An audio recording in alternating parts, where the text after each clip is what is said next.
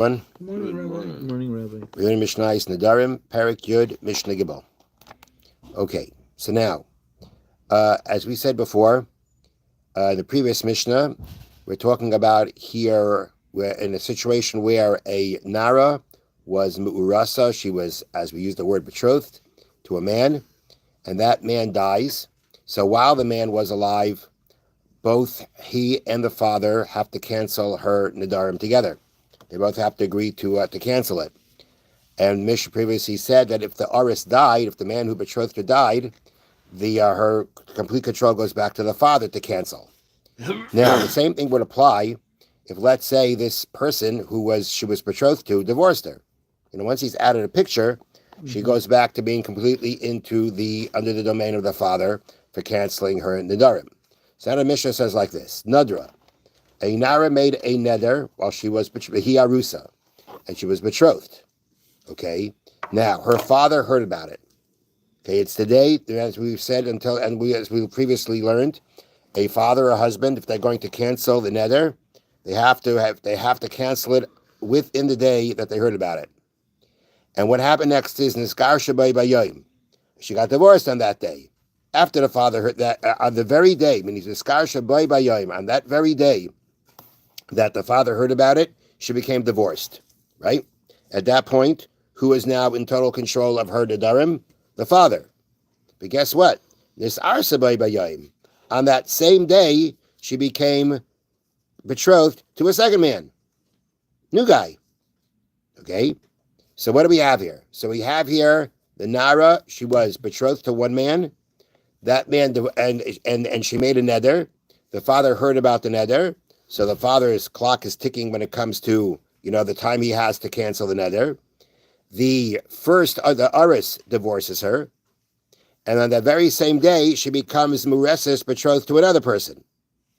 Afilu Meya, even if this happens 100 times on that day, meaning back and forth, divorced, betrothed, divorced, betrothed, divorced, betrothed. Okay? Avia ubayloha achron mefirin nidareha.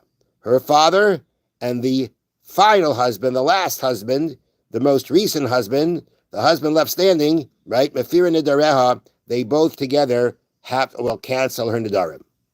Now, what comes out here is that this new husband is going to cancel a neder that she made when she was Muresis to somebody else. It was before he came into the picture at all.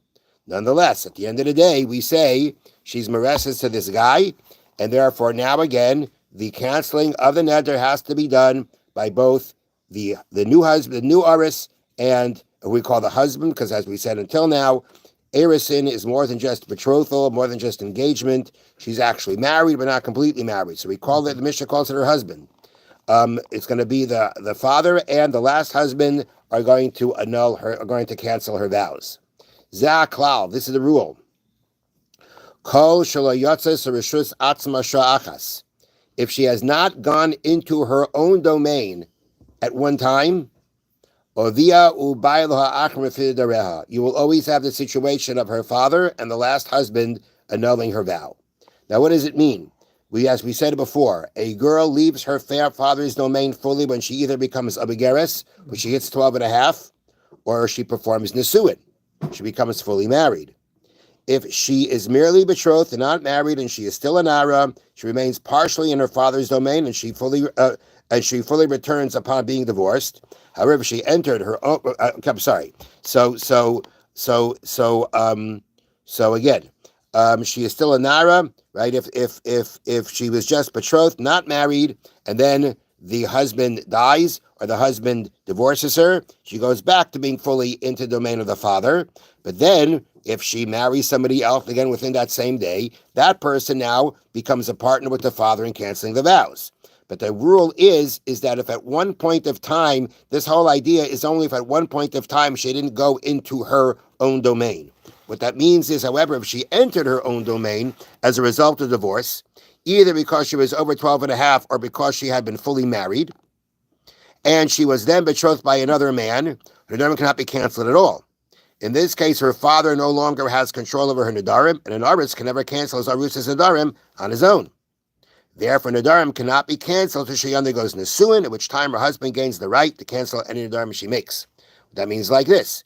If there is a shah achas that she leaves the rishus, the domain of her father, meaning if she never really leaves the domain of her father because of the fact that she was a nara and she was only muresis betrothed, so then at the end of the day, if the husband's out of the picture, the father has complete domain. If the husband's back into the picture, he shares the right to cancel together with the father. However, if let's say at one point she left the father's domain, how did that happen? She became a begerish. She turned 12 and a half.